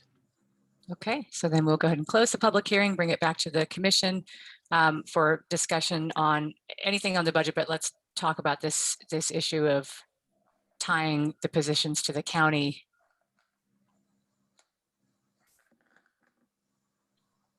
I think one of the things that Jason pointed out in that meeting about if we did the one time, I think it was $1,200, if somebody left during the year, they would have gotten that full amount because you get it immediately. And I think Jason made a good case. Commissioner Kohler, you're freezing up on us. Do a COLA and then figure out what that amount would be. Jason, is there anything in our governing documents or in our policies and procedures that mandates that we tie this? Is there anything that we would have to amend to not be tied to the county classifications? Yeah, no, it is, from the way I read it, it's more of suggestions. It's not like we must do it. So I don't think we need to amend anything in our personal handbook. I purposely wrote the personal handbooks when we were going through that process, not to make sure that we were not so directly tied, that we had the flexibility when we wanted it to do whatever we wanted, because it really is our choice. And I think state government code would actually tell you we couldn't have us be so tied to where we didn't have the choice in the matter. In some ways, we were that way when we were in the county payroll system. When they did a COLA increase, they never asked us. They just gave all of our staff COLA increases. Okay. Well, my personal thought is that we can be independent of those classifications, and the executive officer can make that choice given the, what the commission has approved as far as budget. I'd be inclined to not tie to the county, and I'm not personally a big fan of the just giving out the cash rather than making a decision whether to do the COLA or do some sort of merit increases for each classification. I think we can just make a decision separate from that. That would be my preference. I don't know whether anyone else has any thoughts. This is Judy. Go ahead, Judy. I think the reason that this year is an anomaly is because so many of the county staff persons went because of the virus, did 2 jobs. So for example, the director of Parks and Open Space, he had his people down there at the vaccination. Yeah. People's getting sent. So I think this year is an anomaly. My guess is if we go back we will go back and do COLAs. But this year it was, first of all, the budget was lower because of what happened. But secondly, the employees so much more than they usually did, that this is why. So that you can factor that in or not. Thank you, Commissioner Arnold. I appreciate that perspective. The other thing I don't like about the flat amount is that it doesn't take into account the difference in the positions. It would be a greater percentage to Olivia's position than it would be to Jaren's position, for example. Right. Mm-hmm. So that's the reason why I don't love that one. And Sashi, for what it's worth, I kind of favor that view as well. Thank you, Commissioner Caius. Anyone else want to chime in? Commissioner Connolly, Vice Chair Murray, Commissioner Loader. Sashi, so I think it's a good thing to track with some representative group. I agree, we're a small group, so we could have that flexibility, so we're not bound to do things that may not be in our interest, but in interest of our employees. If that top step, a minimum COLA seems reasonable. How that's applied might be the question, but I still think a tracking entity such as the county is wise to do. So I appreciate the finance subcommittee's review on this and proposal.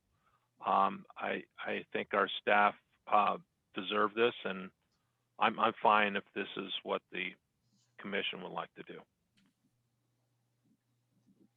Thank you, Vice Chair Murray. Commissioner Connolly, Commissioner Loader, any thoughts? Can you hear me? Yes. I agree with you. Which you with the which you that I'm looking at. I think this organization is so unique as opposed to the standard county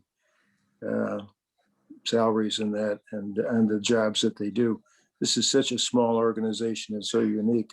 I think it really is good to look at it perhaps in where you are as far as the one amount in the beginning of the year and go back and perhaps do it like it's done all the time. Thank you, If Commissioner. understand.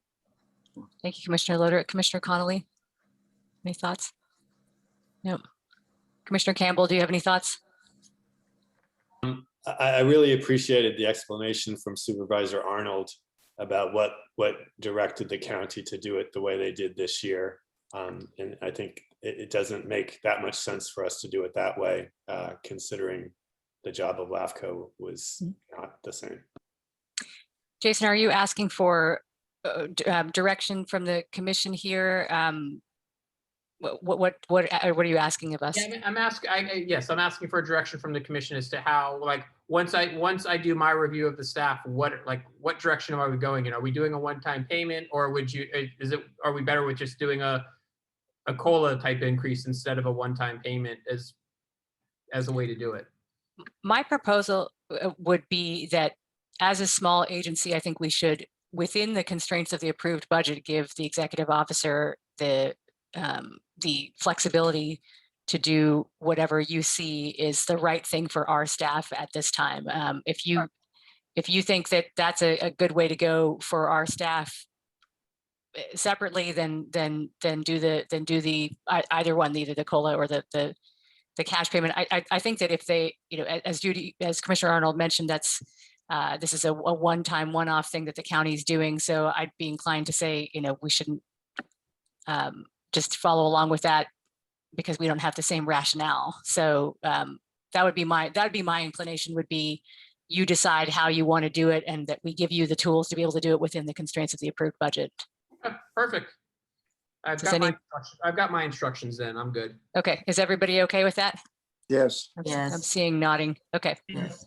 And then, so we need to do we need to make a motion to approve this budget. Correct. Would any of the budget committee members like to do the honors? I'll make the motion to accept the budget. I second. Okay, Olivia, will you call the roll? Vice Chair Murray, Aye. Commissioner Arnold, Aye. Commissioner Kohler, Aye. Commissioner Connolly, Aye. Commissioner Loder, Aye. Commissioner Caius, Aye. Chairman McEntee. Aye. The motion passes. Thank you very much. Thank you to the committee for your good work on this and to staff for giving us good explanations. And again, thanks again to Commissioner Arnold for giving us the context for the county. That was really helpful. Good. Okay. Yeah, thanks to my co-committee people working on this. I think we did a lot of work and a lot of positive outcome from it. Thank you. And I think you're both serving this is at least your second year doing this. So there was definitely some efficiency from having worked on it before together, which is really great to see. Thank you. And some depth. Okay, moving into our business items. Item number 8, approval of auditor for the 1920 audit report. Jason, will you please give the staff report? Sure. As you may recall from the last meeting, we just completed our 6th year using the same auditor, and based on state government code, we're not allowed to use that auditor again. We can use the same firm, but not the same auditor. So we use this as a good excuse to go out and see what else is out there, who else might be available for us, what might be useful for us to do for our audits. So what I did is I went to all of the LAFCO member agencies, all 11 cities, 30 special districts, and asked them, who do you use for your auditor? And then I went to the 57 other LAFCOs, who do you use for your auditor? And came up with a list of 11 different auditors that do audits either in Marin County for Marin agencies or for other LAFCO agencies. And in many cases, the same auditor was used for multiple different jurisdictions or different groups. And so when I did that, the biggest issue that we faced was LAFCO is very small. In the big scheme of things, our budget is not that much. We don't have that much going on. And a lot of these auditors have, for lack of a better term, a base fee that they charge no matter how small you are.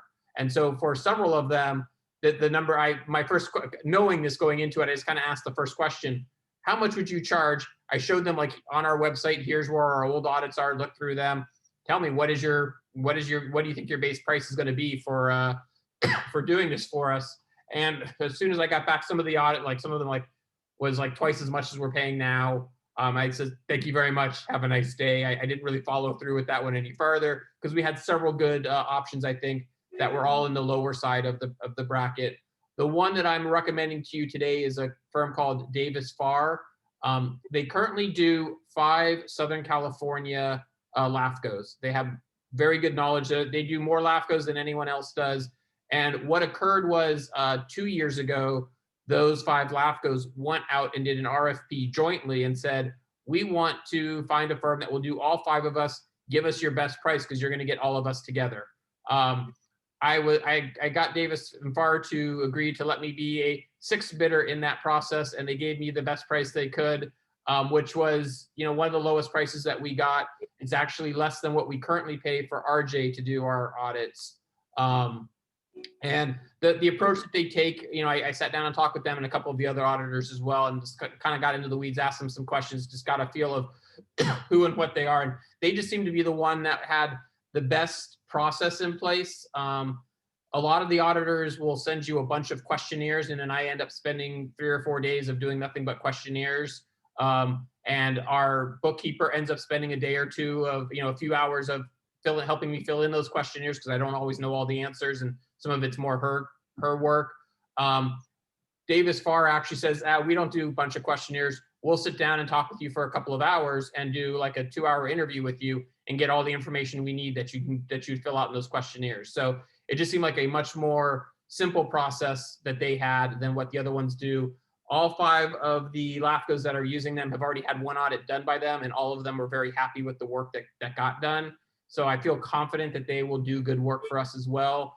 I do realize that they are a Southern California-based firm, and everything would be done remotely. But to be fair, since I started in 2018, I have yet to meet RJ staff at all. It was all done by phone, and they're located in San Rafael. So I'm not too concerned about having an auditor based in the local area. Why I like to use local whenever possible. I think in this case, they had the best proposal, and that's what I'm presenting to you today, and I'm happy to answer any questions. Thank you, Jason. Any questions from the commission? Seeing none. Campbell has a hand up. Is there any? Oh, I'm sorry, Alternate Commissioner Campbell. I didn't know if I was actually the commission as an alternate. Thank you, Jason. I'm struck by the fact that when an RFP was put out, you ended up getting a better price with a different firm that people seem to be satisfied with. And this is just a point of clarification for my own knowledge of how you do it. Do you not do RFPs for all outside contractors as a rule? For a product of this size, you don't have to do an official RFP process where you write up the document, you get all that stuff done. What I did, because this is in some ways a very simple item that you're doing, I just said, here's what we need. And everyone, it's kind of the same. Everyone knows what you need. You need your audit done, and here's what our old audits look like. So they're very easy able to do that without the official RFP process. And so for smaller contracts like this, you don't need to worry about that RFP process. If it was a large contract that we were doing, then yes, we would have a discussion about the RFP. And I will add, they're also agreeing to use one of BBK's template agreements with us, which you'll see in the packet. RJ refused to ever agree to one of those things. We always had to sign their agreement. They would never sign ours. So this is and also another step in the right direction for me, at least. Very good. Is there any public comment on this item? There are no hands raised and no emails received. Okay, we'll bring it back to the commission for deliberation, close the public comment. Is there any further deliberation, or would anyone like to make a motion to approve the auditor? I'd like to make a motion to approve the executive officer entering into an agreement with Davis Farr LLP to perform the FY 1920 audit. Is there a second? Second. Moved and seconded. Olivia, will you please call the roll?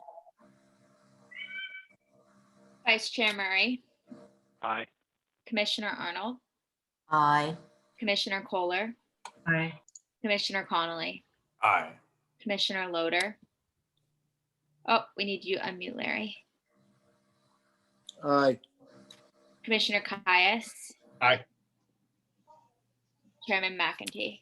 Aye. The motion passes. Thank you very much. We'll move on to item number 9, review and approval of the work plan for fiscal year 2021. Jason, will you please give the staff report? Yeah, first, I'll hand it over to Budget Chair Kaya, since he's the chair committee that approved this work plan.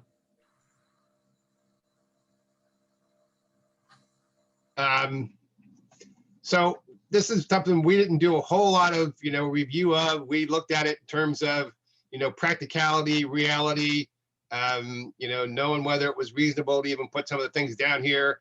And based on, Jason's consideration, he considered it to be a valid, reasonable plan to pursue. And I think at that point, the committee, agreed to it. So I'll, ask my committee, my fellow committee people, if you have any other comments on it, but that's how I remembered the conversation. You got a thumbs up from Commissioner Kohler. Any other comments? Right, then quickly, my staff presentation will be, we have a living work plan at this point. That's kind of what we adopted a couple of years ago, that we would just, as things get needed, we just add it on, and as things get completed, they get taken off eventually. So that's just what we have in front of you. It's good to once a year kind of bring it to the commission, just so you're aware of all the things that we're doing. It's also a good time to bring it to you, because I will attach this work plan to our proposed budget that we send out to all of our member agencies, so they can give us comment on what we're doing. So they have both the budget and our work plan together, so they understand the kind of the full picture of what's going on within LAFCO. So that's what you have in front of you today. I added a few items that weren't on last year's because they got added on during the year based on commission meetings that we've had, approval of MSRs, those things have all been, updated, and that's what you have in front of you today. Jason, do you have a sense that this is within your available staff resources and or your consultant budget for the year? Yes. Okay. That's what he told us. Good. Thank you for being a check on that budget and work plan committee. Any other questions? Is there any public comment on this item?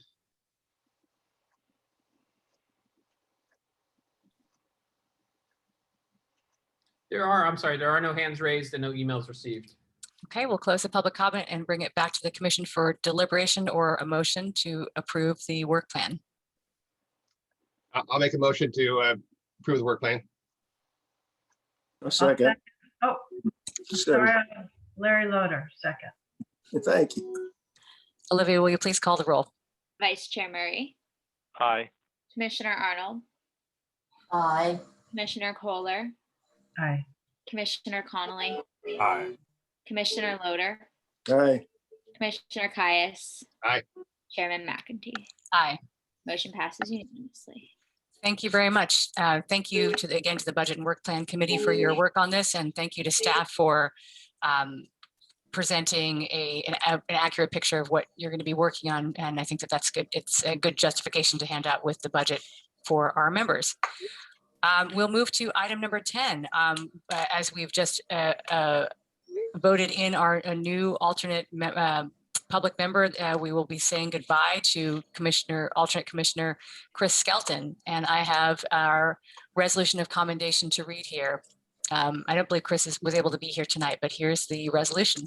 Resolution of commendation for Chris Skelton by the Marin Local Agency Formation Commission, expressing its gratitude for his service.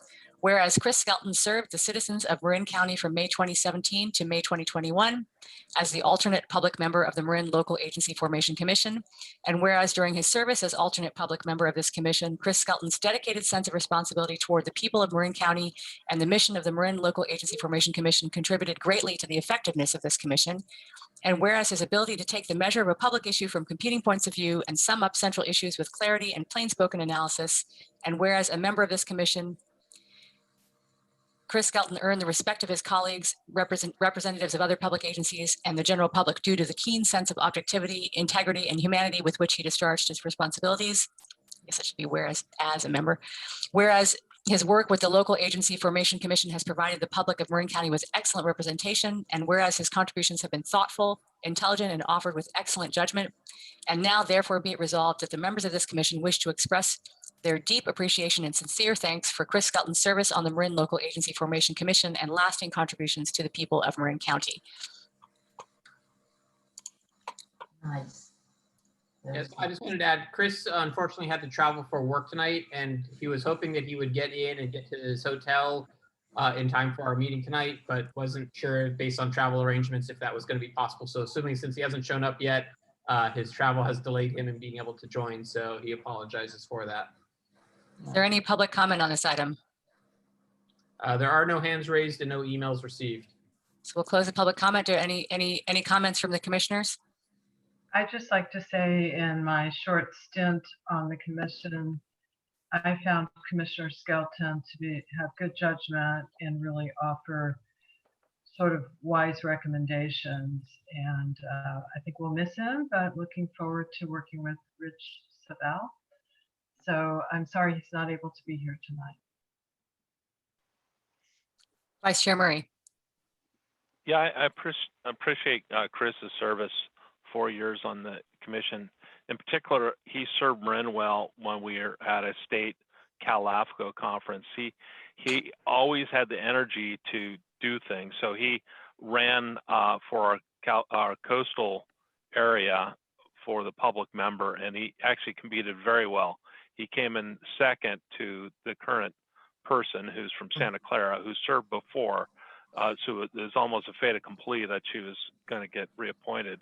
But Chris seemed to come through, and folks were impressed and spoke a lot about Chris and his great run. So understand his work commitments and things, he's decided to step down. But I agree with Commissioner Kohler's comments. He's always very direct, participated, well thought out, and real strong background in land use planning, and his legal background that assisted the LAFCO board here in Marin. So thanks to Chris, and happy trails wherever you're going on to. Thanks, Chris. I think his attendance record was pretty impeccable. There were only 1 or 2 meetings where he absolutely had to be gone. He was always a very participatory member, and always did his homework, and always had a lot of interesting points to say. So Chris, we really appreciate your contribution, and we'll miss you. Any other comments from the commission? Okay, seeing none. Thank you very much to Commissioner Chris Skelton, and we will be sending this commendation to you. Executive Officer report. Sorry, do you actually want to approve the resolution? Oh, do we have to approve it? Yeah, I think so. Okay, sorry about that. Would anyone like to make that motion? I'll move it. I'll second. Oh, sorry, Jamin. That's okay. Olivia, will you take the roll, please? Vice Chair Murray, Aye. Commissioner Arnold, Aye. Commissioner Kohler, Aye.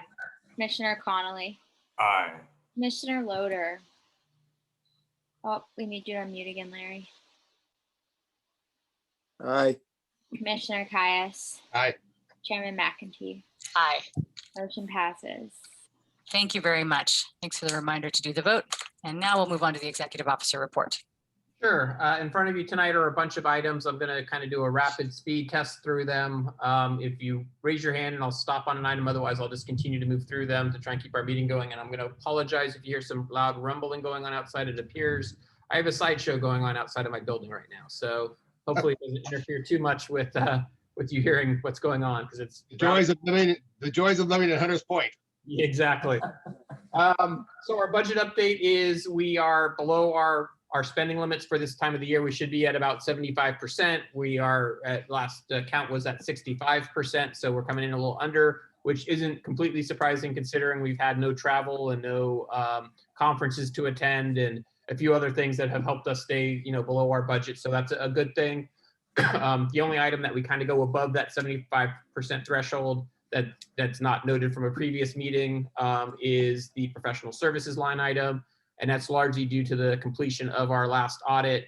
That item now is fully paid off. So we should see that come back down. The only thing that's really left under professional services is our bookkeeping services for the rest of the year. So we should that should fall back under the percent that we have budgeted for the year. So moving on without seeing any questions, the next item is our current and pending proposals. We had one item earlier today that got completed, so that will get to the completed stack. We had one new application come in, and that will be, assuming that there are no objections, that will end up being at our next meeting, since it's currently in its 30-day review period. So by our June meeting, that should be completed, and we should be presenting a 345 Highland Avenue, an annexation that they're looking to do to get service for their property. Seeing no hands raised or anything there, I will continue on. Working group updates. Since our last meeting, I've been very busy trying to get some of the Tiburon Peninsula working groups going. They kind of got slowed down and stopped in some ways because of COVID. Everyone needed, all the folks that was working with had higher priorities to deal with COVID, which was totally understandable. Now that we're kind of seeing the light at the end of the tunnel, and they're able to come up for air, we're starting to get those groups going again. So we should have more comments on those in the future. We are running into a little bit of a sticky wicket with the San Rafael Fire Working Group, trying to figure out what governing organization you would put one fire department under is what San Rafael would want to do and what Marin would want to do are in some ways at opposite ends of the spectrum. So it's going to take a while for us to try and figure out something that both sides can agree to that works for everybody. As I have more updates on that, I will come back with you, but that one's going to be very slow in nature. The other one that's kind of a working group is the San Quentin Village Sewer Maintenance District. Since our last meeting, we had a very good meeting with the county staff who oversee it, with Ross Valley Sanitary District, who would become the overseers of it, as well as with the prison system, as well as Caltrans, because they're two state agencies that actually feed in or are part of that system needs to be a part of. And everyone agreed, and Ross Valley agreed, that it was worthwhile to sit down and figure out how to get those things resolved. And so Ross Valley is meeting with both the prison folks and the Caltrans folks to figure out the resolutions that are needed. Once they get closer to that resolution, we'll be able to move that application through a process at that point. We are looking at doing at some point in June, potentially a public outreach to the folks in San Quentin Village, like we did with Murray Park ahead of time. So they're aware something's coming. So it's not brought on them last minute, but kind of talk to them ahead of time, try and address any concerns they have before we ever see an application as part of our good community outreach. So I'll be working with Supervisor Rodoni's office to make sure we've got the right people to talk with in San Quentin Village, because even though he represents all of West Marin, he somehow sneaks over and gets to San Quentin Village on the bay side with his district. So we'll be talking with him and working with his office to make sure that those folks are well taken care of. And then speaking of working groups, there's one item that has come up that just this week, and that is we had some folks, you may have seen some articles in the newspaper about Marin City looking to incorporate. I had a meeting with them earlier this week of some folks that are interested in incorporation in Marin City area. I don't have a lot of details for you right now. It's just a very early discussion, but they're very serious about it and want to have it done. I know this has been a topic that's come up in the past, so they are looking to see if they can do some fundraising and some other stuff to potentially pay for a financial analysis to be done. I will likely come back to you at the June meeting with some more information on that, so we have an understanding. Unless you all would be opposed to having me do something like that, my goal would be to try and do like a pre-application type process where they pay for something, we go out, find a consultant to do some of the financial work to see what would it really take for them to get to the level of becoming an incorporated city even though their name says Marin City, they're technically unincorporated right now. So that is something that is on our horizon for the future. That is, brand new to LAFCO, although I've had discussions with some of them in the past. I see Commissioner Kais, you have your hand up. Yeah, Jason, I just would ask that you, consider including me where appropriate in those discussions with Marin City. I've been over and met with them half a dozen times about that topic and others. And so I do have some contacts over there and some interest, since it is close to Almonte.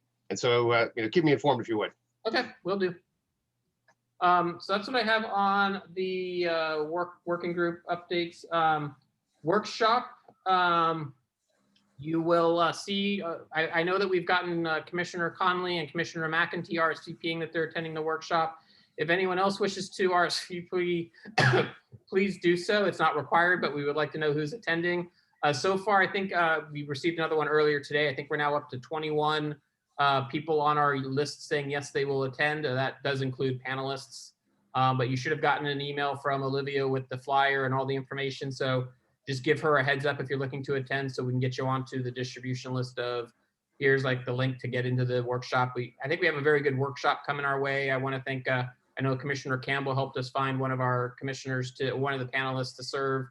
So thank you very much. He's one of your former elected officials in that area who was around back when stuff was formed around the ranch, which is the Rec and Park district that is shared by Tiburon, the school district, and Belvedere. So I think we're going to have a very good shared workshop. We even have a couple of other LAFCOs that have heard about it, and they're planning to sneak into our little meeting to hear what we have to say on it. So please RSVP if you can. If you know anyone else that wants to join. We do have a soft limit of 100 people that can join. I'd be great if we got there. We just want to make sure if we do get to that number, we are going to be using Cal LAFCO's website. Or not Cal LAFCO's Zoom account, because they have the more fancy webinar system in place, which gives us a little more control when you have larger groups of people involved. So we're borrowing their system, and their system has a limit of 100. They can bump it up if they know ahead of time. So we're just trying to keep a good RSVP list, so we know if we get close to that 100 number to have them bump it up. Jason, could you send me or have Olivia send me the information? You might have it and my aides could have put it on the calendar, but I need to make sure. Not a problem. It's on April 29th, and Olivia, I'm sure either by the end of tonight or tomorrow we'll have sent it. Great, thank you. And Jason and Olivia, I'm sure you're going to be resending it to the MCCMC, the special districts list, and the school district group. I think Tarana Mares was the contact there.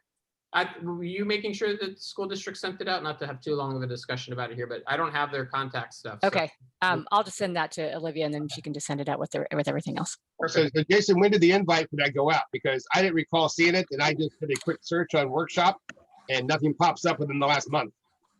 Olivia, when did you send that out? We'll get back to you after the meeting. I don't want to make tonight's meeting too long, but we'll check in and make sure you have Check it. Yeah, send it to me. Okay, perfect. And I already see one commissioner emailed saying that they will be attending. Thank you very much. Would you mind sending it out to all the commissioners? I feel like maybe I saw it, but I'm not sure. Okay, we'll send it out again. Not a problem. Ours came through our city clerk, I think. Yes.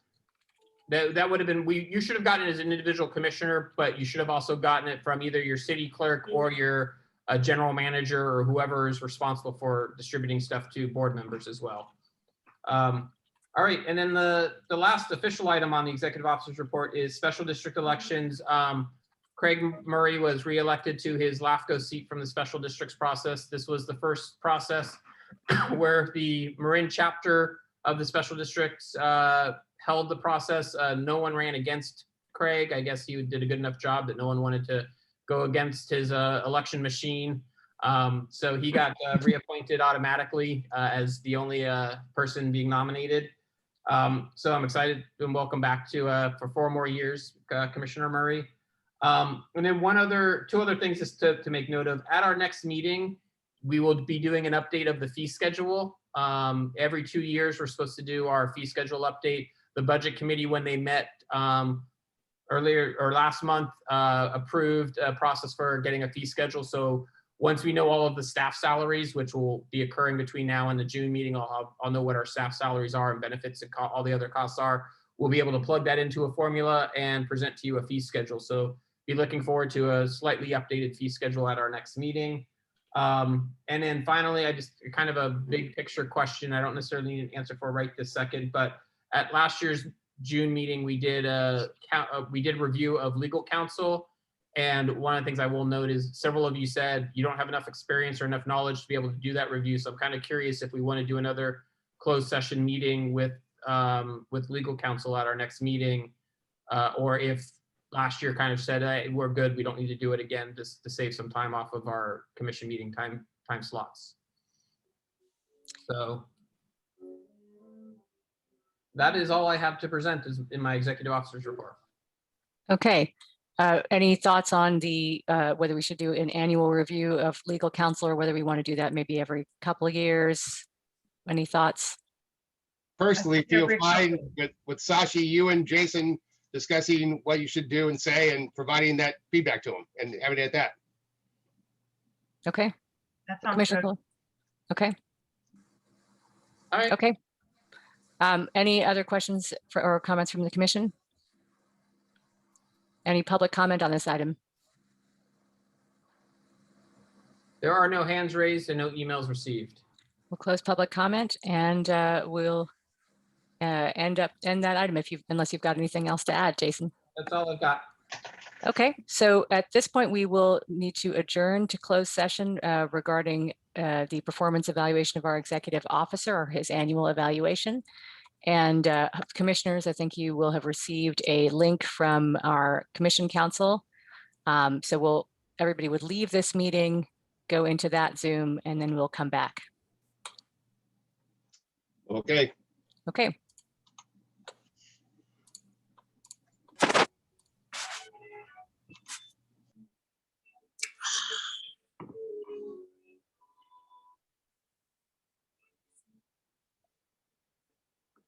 Commissioner Murray, leave and Commissioner Loader.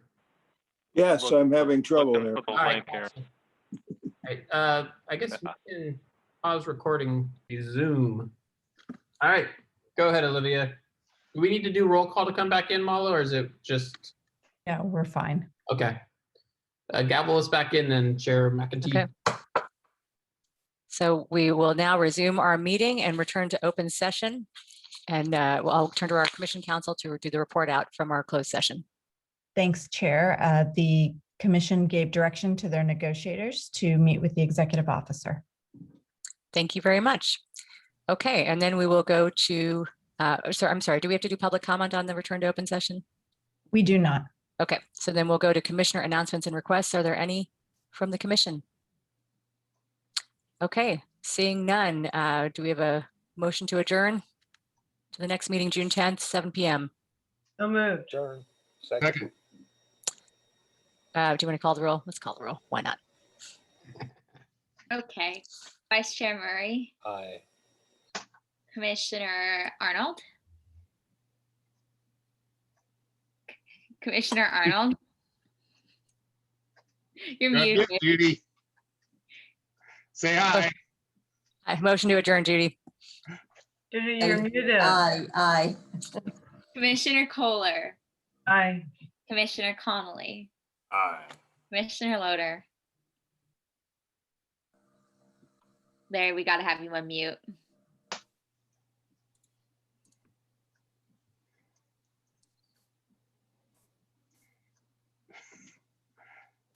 How about if he does a thumbs up? Aye. Aye. Commissioner McEntee. Oh, wait, do we, Commissioner Caius? You didn't do me. Oh, Commissioner Caius. Wow, I'm just skipping all the commissioners today. I'm so sorry. Commissioner Caius, Aye. Chairman McEntee. Aye. We are adjourned to June 10th at 7 p.m. Thank you very much.